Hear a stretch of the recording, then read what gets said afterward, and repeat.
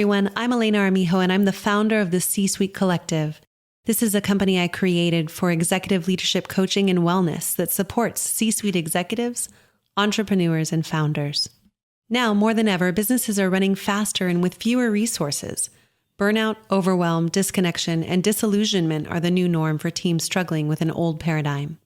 At the C-Suite Collective, we believe deeply that providing massive support for your teams through executive coaching and holistic practices will create an inclusive culture, higher levels of performance, sustainable change, and the organizational impact you desire. You can find us at the c-suitecollective.com. What gifts from your past turned out to be superpowers today? We'll look at that in our coaching tip for the week. And in our interview segment today, we have Santino Jimenez, who I grew up with in Las Cruces, New Mexico. He's an actor, an improviser, and a producer, and currently living in LA. And we hadn't caught up until recently for about 10 years. You know, it's one of these things where you always see people on and off when you go home for the holidays or at reunions or at friends groups or, on Facebook. And moving to Los Angeles and getting to be with him in real time and not only reignite our friendship, but really have that piece of home when I moved to Los Angeles has been nurturing, inspiring, and just a really solid piece of my past. So I really hope you enjoy the conversation today as we talk about growing up together and some of the lessons and the values that we've brought with us through our careers. I hope you enjoy the episode today and remember that something powerful resides within you. I'm here to support you in seeing it and creating it. What gifts from your past turned out to be superpowers today? So oftentimes when I'm working with clients, when we're looking at what is working or what is not working in our lives currently, sometimes we'll have to do a little bit of digging in the past to see where we developed a certain habit or a limiting belief. Oftentimes, we will ask clients to look for where a pattern started or what was a belief that might have been started with a mother or father or sibling. The main difference between coaching and therapy is that we don't stay there. We just simply look for a second and come back to a future-based conversation. But recently with my friend Santino Jimenez, we spent a lot of time looking in our past because we grew up together. I realized a beautiful place for you to look is what are the gifts that you're still carrying with you that actually support you today? It's not always something that needs to be reevaluated or changed. So for me, one of the things that I notice about my past is that I have a deep sense of community and connection to home, even though I'm not there that often. And I look for creating that in different places in the world because of the way I grew up. Spending time with people, taking the time to check in and see how people are doing, remembering their names, remembering their families, remembering the things that are important to them, and inquiring about those things are one of the ways that I still feel connected to people, and I get to share my life with them. Another gift from my past has been growing up in a small city, or really a small town, has allowed me to be able to have curiosity about the world outside of what I knew. So that was a real gift, as when I was growing up, it sometimes felt like a cage or that I couldn't get out and see the world. And now I'm so grateful that I had that time to really be curious and develop a sense of wonder about what was possible outside of where I grew up. So the call to action for you is to sit down and take about 20 minutes to think about some of the gifts that you remember from home or from growing up and how they are serving you currently. How can you continue to utilize these and honor them as strengths instead of something that just happened haphazardly? Hey everyone, thank you so much for joining us today. I have one of my dearest friends, Santino Jimenez, with us today. We're going to tell you a little bit about our story, but the thing that I want you to know about him, or I'll just speak to you directly, Santino, that's kind of weird, that you are such an incredible soul.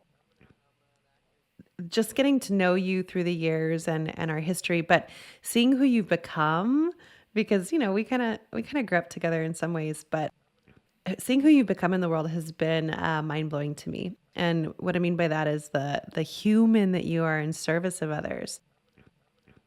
So I'll share more about that in a minute, but Welcome to the show, Santino. Well, hi. Hi. Looking Well, forward to disappointing you after that great introduction that is taking me by surprise. So thank you for that, and thank you for asking me to do this. yeah, it's my honor to have you here. Well, let's share a little bit about who you are and how we know each other. So, anything you want to start off with? 5'6". I'm still hoping to grow. I have a limited vertical height, as you can tell, by the 5'6". I am not proficient in Spanish, much to the chagrin of other brown people around me. Mine too, right?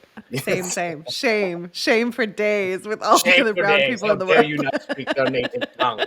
What is wrong with you? Exactly. Yes. But I speak Exactly. eloquently. As, as crisp as my voice is coming through whatever device you're listening to. I don't know. I'm a dude. I'm an actor here in Los Angeles. I've been here for quite some time now, about 50, 60 years. I'm still Mm. trying to do it. I think I've been here now like 13 years.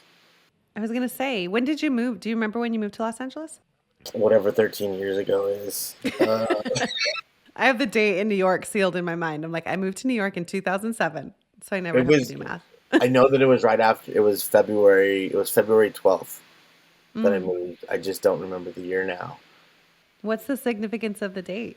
I Anything or just no? said screw it. I'm gonna just do it.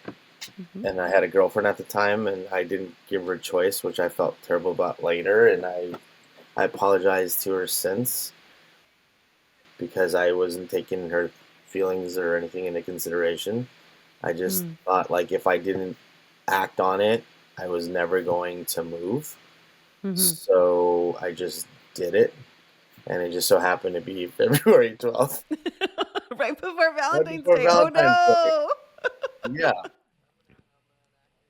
But But you again, followed your instinct. That's yeah, amazing. you You know, jumped. yeah, you have to jump, right? And if you don't, there's no timing in when you jump or not. It's just the fact that you do it, right?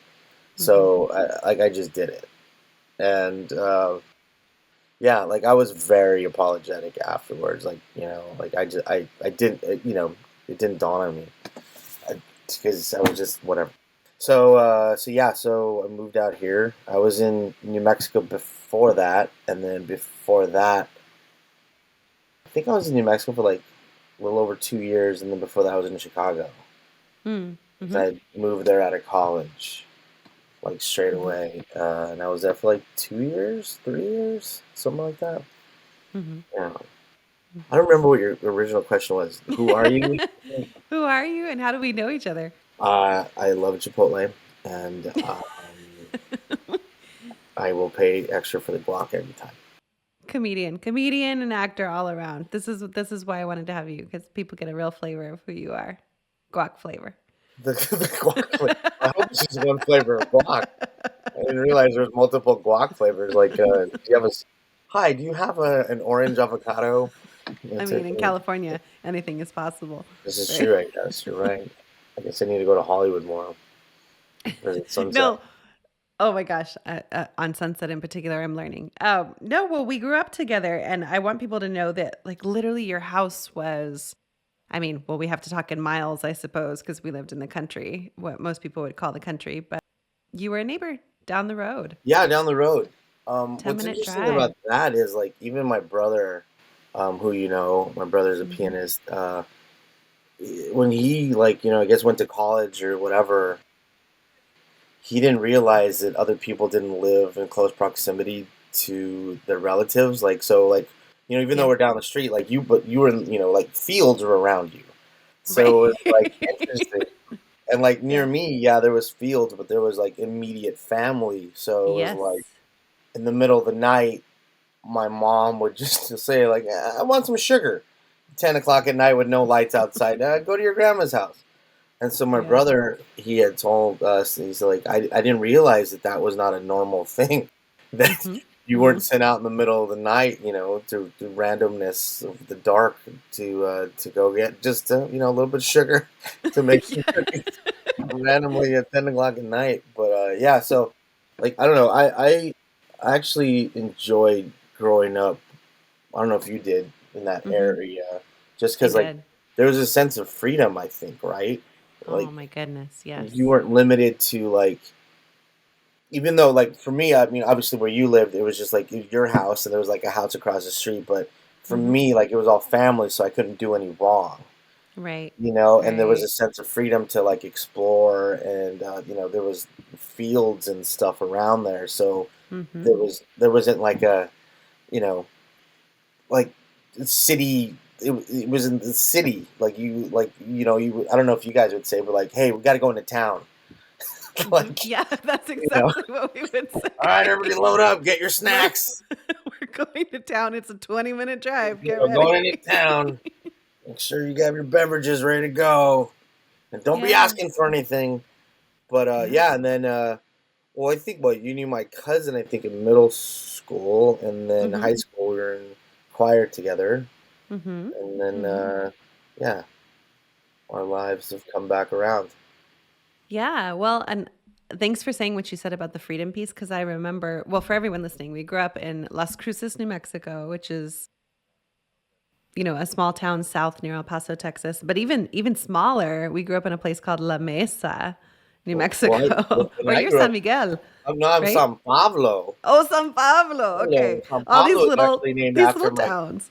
San Pablo is actually named after my great grandfather, Mm, mm-hmm. Pablo Ortega, who, like, with my other cousin, he's doing some more ancestry, and we're discovering that there was a bit of tumultuous affairs happened because he owned a significant amount of land in that area. Mm. But yeah, so yeah, but you're right. Like all these little, spot, like go over the river. Now you're going through the Stammen Farms, all this pecan Exactly. orchard. Which Then was you're in only like San a couple Miguel. minutes. Yeah, but I remember like being a kid because my dad's family is from La Mesa, right? Mm-hmm. Mm-hmm. So growing up, it always felt longer than what it was for Mm-hmm. me, anyways. Because I'd be like, Same. "What? I've got to go to the river. Now we're across the river. Are we home yet? We're so Exactly. close." Yeah. That's how it felt for me going into town. And when I first moved to New York, I remember thinking, well, first of all, I didn't know how I was going to survive by not having freedom and space and having like neighbors that literally would look at you across the window in windows was like, oh, that was kind of terrifying for the first couple of years. But also the thing that I missed the most was the stars. I could never see any stars anywhere. And where we're from, seeing stars and sunsets was magic for me. So that's something I really, really missed about how we Yeah, grew but I up appreciate the smog here and the in LA. yeah. I'm like, because it's like, where am I really? Hmm. Literally, The well, world is being covered. The atmosphere is being covered. And what's this ocean? This marine layer? I yeah. don't know. No, but it Well, is nice to just look up and then see stars, or like stuff you take for granted. Like even like you know, the Oregon Mountains are in our hometown, right? So hmm. looking at those to actually see a mountain range, and it's not immediately, you're not in the mountains, but like you see it in the distance, and it's Mm, to your point about sunsets, like this picturesque sunset with the mountains, whether it's hmm. sunrise or sunset, and then that would soon become the night, which all the stars would come out. And then if you were stupid enough, you'd walk into a cactus. That'd be great. And you have to be That's what picking would out happen. cactus. Yeah. I love that. Well, and you mentioned high school. Now, I don't know about you, but high school was pretty transformative for me because I think, gosh, God bless Diane Schutz, right? Hmm. I think about her a lot. She was our high school music teacher, and I th- I don't think if it was for her, I would have had such a wide view of the world, not only through music and all the music that we did, but I think that's really where I started dreaming about visiting all the places we would sing about. And I, Oh, I think really? that's the first time, yeah, that's the first time I got really curious about really wanting to leave and grow. And I didn't really leave out of high school. I mean, I did my undergrad in New Mexico still. That was a deal I made with my dad to Yeah. stay and stay. Well, because, Latin fathers, number one, he's always like, I want to keep you closer. But number two, we had the New Mexico lottery scholarship at the time. So Right. as long as you stayed in state, you could go to school for free if you had a 3.5 or above. Yeah. And grade point average. So I remember staying through that, but the whole time that I was in my undergrad, I couldn't wait to go explore the world. And I mean, what about you? Did you have a similar experience in music and how we were brought up No. in high school? He's like, absolutely not. No, I can't relate at all. Not at all. Not one bit. Wow. Wow. You actually had the New Mexico lottery for a while. I lost it right away. You Uh, lost it the first it year. was and it was like as if though my parents were like, I don't know where they were getting these, like just stacks of cash. They'd hand me. They're like, "Go pay for your college." I Oh also my only took goodness. the ACT once. Didn't bother with the SAT. I didn't know. I didn't know what I was. I knew I was gonna go to college. I just didn't know, and I was like, this is stupid. I have to take a Yeah. test, whatever. Yeah. I would actually say that my transformation happened more when I was like in the fourth grade. Mm. Like, I was actually a very shy kid growing up, Mm-hmm. and I wouldn't talk about a lot of things. I would hold everything in. I would suppress everything, right? And to the point where they thought I had an ulcer. Oh my goodness. And so I had to go get an endoscopy, stick a camera down my throat, and they saw that my hiatal hernia, or whatever, something wasn't right because of stress and stuff. So from that point, I kind of, my parents was, we had to sit down conversation about like, you know, you have to talk. You have to say what's going on. It doesn't do you any good to do anything. So I started doing that. And so by the time high school came around, I was way more outgoing, outspoken. And then college, I really didn't give a shit. Like I would just say it, right? Even though like Mm. my Mm-hmm. tact is questionable now, it was even more so out of control that I've I have a better idea now, a better balance of how to wrangle it. So Mm. like high school music was like, and then I didn't even choose choir, to be honest with you. I was put in choir. Like when I looked at Mm. my my class for going as a freshman, Mm-hmm. choir was on there Mm. because me and some of those the guys there in middle school, after we got kicked out of band because we were all in different electives and there was like five of us and we went to the choir. Shuts put us in choir based off of that. Like I didn't register for it. In fact, I was quite Ah. surprised. I was like, how the hell did I get in this class? And I was like, oh, but it's two classes? All right, I'll do that. And then, and I was Yeah. like, then I, played football. So then that was a class. So I'm like, oh, this is going Mm-hmm. to be easy. I'm going to have all my electives that are going to be easy. But then, having the opportunity to go, the Kennedy Center and, Mm-hmm. perform on these various trips and then, win various awards, it definitely, brought in horizons that a lot of people aren't privileged to have, right? Because a Mm-hmm. lot of people aren't willing to try anything new or to do anything like that. So then, and Totally. then when college came, I didn't declare a major at all until I took a theater class. And then Tom Smith, professor, he goes, "Are you ready to come to the dark side?" And so I was like, "Sure," because I was actually going to be majoring in journalism and mass communication. And then I came home, told my parents to change my major. They're like, "Oh, we thought you would." So Mm-hmm. yeah, that's that was like the trajectory of like kind of where I started going. But everything was, these little opportunities because, it was in choir. I was a jock in high school, Mm-hmm. right? So Mm-hmm. I had two different worlds, right? Yep. But you were always like, it was always putting your, doing the best you could in everything you did. In fact, they Mm-hmm. wanted me to play baseball. They actually came and they were like, I heard the coach Silva, he was like, I heard you're a good catcher.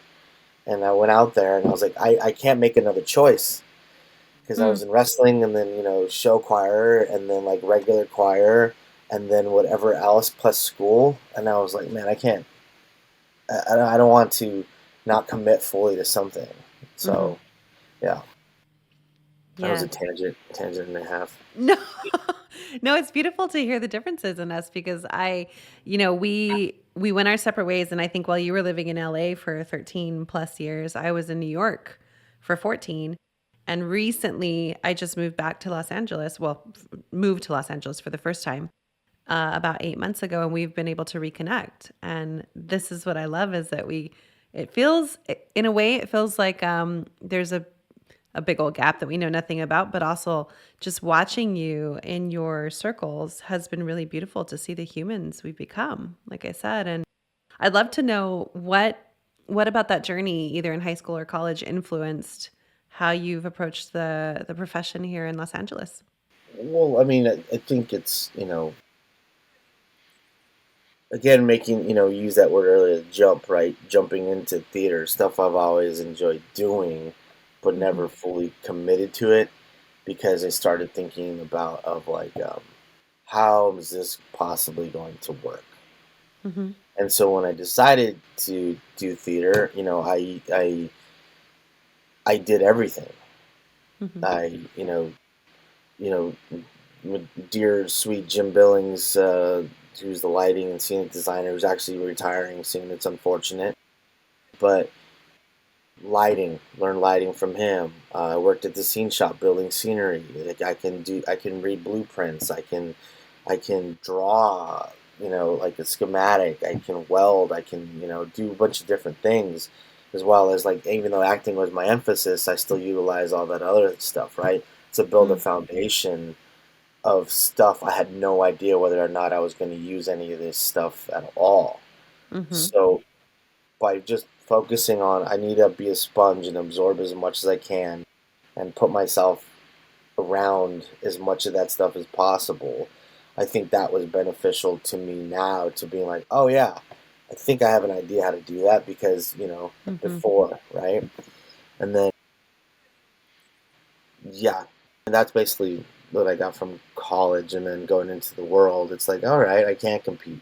That's why I moved to Chicago because I was like, well, there's a lot of improv. I like improv, and I want to see if I can hang in a bigger Mm-hmm. city because obviously being from our college town, Mm-hmm. like, and then going out and into the world and seeing if you could hang and be amongst the crews of that, Yeah. and that was okay.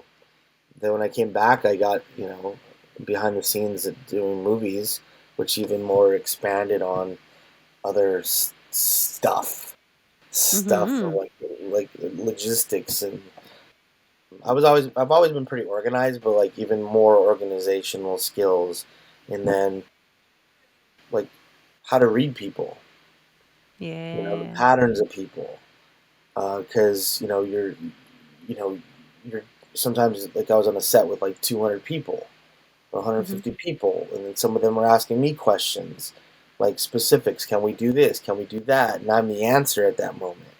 Mm-hmm. Or like how to de-escalate certain situations, or Mm. to how to even escalate a situation to work it in your favor, Yeah. and to start putting that all into effect. So now, like, I think that only benefited me, right? Where I can actually observe that and be like, oh, okay, this is what I think I'm getting, you know?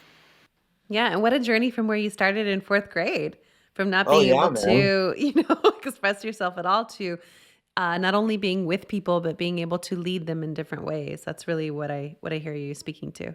Well, another thing too is this: like, I found myself in the situations where people would often ask me for my advice or my opinion, Mhm. and it's hard anyways because, like, who are you anyways to give advice to anyone, right? Mhm.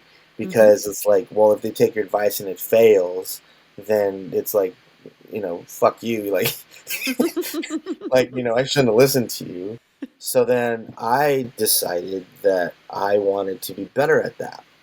Mhm. So I just started reading different various books. I would look stuff up and be like, okay, Mm. this speaks to this. All right, well, let me see. Okay, let me see if this like works with my aesthetic. Oh, this makes sense here. All right, and then start piecing all that together, because then by that time, then you all your belief system that you previously had goes out the window, and now you've created a new belief system, right? And so then, you're only better. Those around you only get better because you become better, Mm-hmm. you know? Mm-hmm. And this, like when I had these other various jobs, right, having to work with other people in a logistical, position where I'm telling people what to do, and then again reading the vibe, as the young kids say, of everyone. It's like I knew how to mirror that back, or I knew how to basically identify and then assess, move Mm-hmm. on, Mm-hmm. or I'm gonna say manipulate, but use the situation to what I really wanted anyways, and then them say it for me even though they didn't want it. Mm-hmm. Mm-hmm.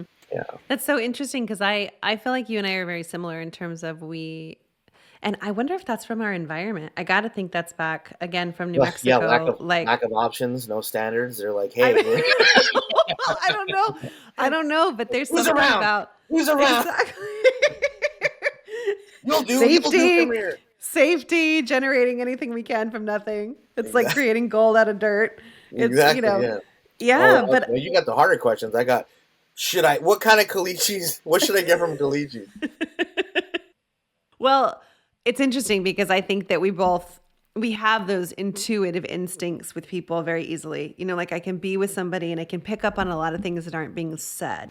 Yeah. And recently in my journey as a leader and a human and even like, a partner with Aaron, a lot of what we've been talking about has been can I actually just be with somebody and not assume what they're thinking anymore? And that has been, man, Tino, that has been hard for me to let go of because it's not that I always assumed before, although maybe I did. Maybe I just always made assumptions about what, yeah, I should just own that. I probably assumed a lot of what was going on. And what I realized is it cuts me out of connection and intimacy. So even though it might get us to where we both want to go quicker, or I can kind of lead somebody to a conversation that I think they might be interested in, which could be fruitful, right? Right. But in at the end, what I'm learning is that it's just keeps us out of intimacy and connection, and then it keeps the element of surprise. Like there's no room to be surprised by people anymore, Well, I from don't that know. lens. I'm often not surprised by a lot of things anymore. I'm more Yeah, like, all right, cool. yeah, Like yeah, this just happened. All right. Like what yeah. now? Now what happens? What So happens like next? accepting. Yeah. Yeah, like kind of like all Mm-hmm. right, like oh my god, the world's falling apart, the pandemic. Yeah. Mm-hmm. All right. What's the alternative? What do we have right now? Like still able to go to the grocery store. We're still able. I'm breathing air. Mm-hmm. I think Mm-hmm. I mean, obviously there's a lot to go with that, but just like okay, what next? And the thing with Yeah. assumption that I've learned is that you're talking about like how you lose connection with assuming, right? Plus Mm-hmm. also like, man, who the hell am I to assume anything? Because that's all ego Mm-hmm. talking, right? Mm-hmm. Mm-hmm. Who am I to think I have control over anything other than like what I'm saying, or Mm-hmm. what I choose to do in an hourly basis, right, or minute by minute Mm. basis, right? Yeah. So like I that's why like I said earlier, like my tact is questionable sometimes because I just go like, hey, why are you being dumb right now? Mm. Or like, what is that? Like, what are you doing? Like, you're gonna do the thing or not? Like, why don't you want Mm. to do the thing? I'm not gonna be like, oh, they're probably having like some thoughts of that. I'm just like, what? Like, what's stopping you? Mm. Yeah. You're just You gonna know, ask. Yeah. right? Because Mm-hmm. then for me, it's been like better questions but yield better answers, and better Mm-hmm. answers only lead to better conversation, and better conversations lead to more growth and perspective from either side, right? Because then if you just immediately assume, then you're limiting any sort of understanding. Not that I have to understand Woo! anything, right? But then there's nothing that comes from it. Then it's like Mm-hmm. I might as well just go eat a donut by myself instead of eating a donut with a friend to be Oh like, my god. yeah, well, I think I know everything, so I'm just gonna sit here and stare at you. You know, I Oh, might as Tito, well it's just go brilliant. get Yeah. an apple fritter by myself, and then just be like, yeah. You passing by? I know what you're going through. Like who's anybody to say that? And Yeah. it's just, and this, I think it's just the idea of people not wanting to upset anybody, but Mm. like you have to upset some people in order to get some sort of results, right? Like, Mm. you know, like I don't think that like I don't know. I was gonna think of some stupid analogy, like someone cuts themselves, right? Like like oh man, all I have is this T-shirt. Some dude kept cutting themselves a lot, accidentally, like your accident. Stop cutting it. No what? You know what? I need a bandage. We don't keep using like a shirt Mm. Mm-hmm. to like any sort. Oh man, I accidentally cut myself. Like here's a shirt. No, it's like here's a variety of products that someone got tired of. They got upset about using their shirt, right? That man or woman's wife or whoever does laundry was like, I'm tired of getting the blood out. Stop hanging around like accident prone people, right? But it's like it's Right. always that, right? Someone gets upset to the point where like, you know what, I want to do something different. Mm. But why is it acceptable then? But like we're afraid to upset people like in a civil manner with having a Mm-hmm. conversation. You know, Mm-hmm. Mm-hmm. I've done my share of upsetting people. I think we both have. We both have. I Well, that's the thing. definitely have Yeah, some who stories. hasn't, right? Yeah. Yeah. Well, I love that because it also just speaks to what you're saying is like when something in coaching we call this bankrupting something, right? Like when the pain is enough or Right. you're fed up with something enough, things will start to change. Well, that's it, right? You know, I'm tired of my place looking like like I need to clean this up. Yeah, you're fed up. It's okay to be upset. I ah, you know, and unfortunately, like wars have started that way. There's a lot of things that have started because of someone just like I'm fed up, Mm-hmm. and there's Mm-hmm. been change. And there has Good or been bad, it's change. just change, right? Mm-hmm. That's another thing. People like quantify things of like good or bad, or like positive or negative, or trying to Mm-hmm. like I've had friends that are like I'm just trying to be a good person, and I literally say to them like what the fuck does that mean? Like Mm-hmm. all you are is just you. Stop trying to be Mm-hmm. something. Just Mm-hmm. be you. If you don't Mm-hmm. like something, say, hey, I don't like that. Mm. Or if you like Yeah. something, then praise that. And I'm terrible to receive praise from. Like I'm getting better on it, but like still give it, and like just be, Yeah. Yeah. How well, I love this. I'd love to transition more into, even though you don't like to give advice, this is all great advice for people that are thinking about starting in the acting industry or in comedy or in improv. Like you have a lot of experience. And the other thing I want to highlight about what you said earlier that I really love is you have expanded your wealth of knowledge. And as an artist, that was instrumental to me to not be able to just do one thing well. Right? I actually I did a lot of things well, which Right. is probably why this is my third career, or third business, I want to say, as an entrepreneur, right? Like I would say that I'm more of an entrepreneur than anything in the world because of all the skills I've accumulated over the years.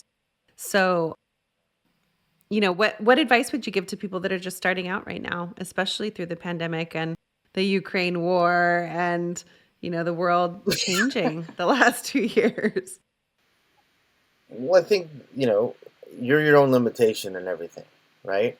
And I get stuck in it too, right? The ebbs and flows or the ups and downs or like, you know, anybody can create any sort of content now, right? I mean, you have a guy in a skateboard drinking cranberry juice who like got cranberry, whatever come ocean spray. Now he owns a house or whatever. Like you can create anything you want, right? Mhm. And I think it's just a matter of like not being limited to anything and getting out of your own way, but taking everything like I don't want to say take everything on. So I'm trying to say like be well rounded in a lot of things. Like Mhm. now since the pandemic, there's a lot of self taping, right? So a lot of actors have to record themselves and then they have to submit that or upload it to whatever various site. Well, there's some people that are like, I shouldn't have to do this because I'm just an actor and I don't know about I shouldn't have to know about lights and a camera. I'm Mhm. like, but why not? Mhm. Like, why wouldn't you want to know about that? Like the most beneficial thing that's helped me was like being on movie sets, like working in the locations department, because that department works with every department on set, and I'm Mm-hmm. there for filming. I'm seeing explosions. I'm seeing helicopters with cameras flying overhead. Like I've been fortunate for that. I've been seeing stunts, but all of it, I could be like, oh, it doesn't matter because I'm whatever, but it all kind of relates. So going back to what you said about like the knowledge and like I actually just, sought it out, suck it out, seeked it out. I went Yeah. after it because why be limited with only just a little bit of stuff that I think I do know, Mm-hmm. right? Mm-hmm. So I would say for anyone, just get out of your own way, just go for it, take a class, and just don't put yourself like just be in the moment, be present in a moment. Don't put yourself so far down the line that you're already talking yourself out of something, right? And then being in a Mm-hmm. class, there's all more like-minded people around you. It's It's a not like you're the only community. one. Like if Yeah. you're a butcher and you're the only one talking about acting, like you're chopping that meat or whatever. Yeah, Stanislavski's method. I read about it last night, or Meisner technique. They're like, hey, bro, I'm just trying to, chop some chicken for the display Exactly. case. Whatever. Yeah. Yeah, I mean, that basically is in a nutshell of like and just take a breath, like just enjoy something, Like anybody, like Mm-hmm. I've told some people before, like they're thinking about moving to LA. I'm like, take a week, have enough money for like a week where you don't have to worry about a job because Mm-hmm. and go to the ocean, go Yeah. see everything you need to see because you're never gonna go. It's so true. In 8 months, I think I've been twice. Yeah, we go from one like inside of a building to another inside of a building, and try to work on what we want to. But Yeah. and that's even thing. Like I recently, you know, there's you know to kind of I don't want to say get away, but it's kind of like for me to kind of just not that I'm always consumed with my thoughts, but just like do something mundane. Like I Mm-hmm. just go fishing. I don't tell Mm-hmm. anybody. I just get in my car and go, right? That's And great. the Yeah. luxury of not being with anybody or like having a family. I just go. Yeah. But I just enjoy it. I have no idea. I don't know what the hell fish eat.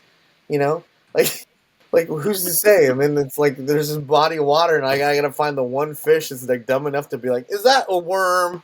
And then then you're like, I think he bit it. I don't know if he bit it. Do I have to hold a rod? There's a whole thing. You know, Mm-hmm. I don't even know what I'm talking about. But yeah, I think that's some advice. I guess I don't know. I It's like just it. if you like it, do it. Just one thing I have learned, and someone has said this once, and it really resonated with me. It's like it's this is a long game, right? And there's Mm-hmm. other people that can find whatever you value success as. You can be like, well, they got it, well, they have it, right? But it's typically a long game, right? And like some of my relatives, like they don't give me a hard time, but they'll ask me like, Tino, you're getting older. You don't have any kids. I'm like, yeah, you had a kid earlier and you didn't know anything. Look at your kid. If stay older and I'm learning more, that means I could potentially become more wiser. Then I'm gonna have a better kid than your kid ever was. They're like, oh, we hate you. I'm like, Oh my well, just goodness. saying. That's So so typical of time our code. region too. When are you having children? When are you having children?